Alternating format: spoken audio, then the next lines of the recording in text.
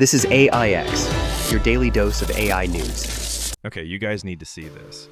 We usually talk about billion-dollar humanoid robots from Tesla or Boston Dynamics on this channel, but what I'm looking at right now, this might actually be more impressive because it's happening on a tabletop.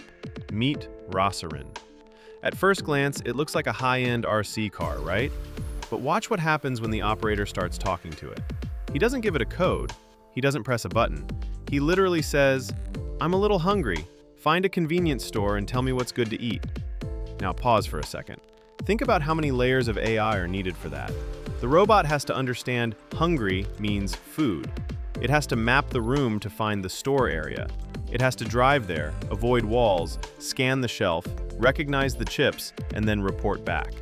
And it does it perfectly. This is the shift we've been waiting for. It's not just a robot moving from point A to point B, it's multimodal AI.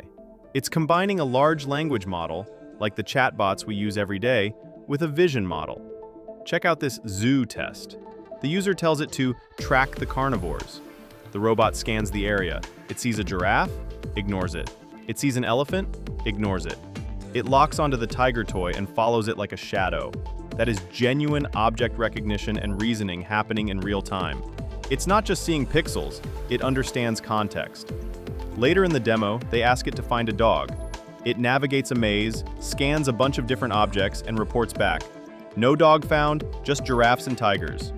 It actually knows when it fails to find something.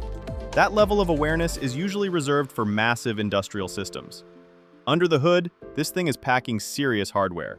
It's got a depth camera, LiDAR for mapping the room, basically the same tech Waymo uses for self-driving cars. And you can even swap out the wheels. You want omnidirectional movement? Slap on the Mecanum wheels. You want off-road? Change the chassis.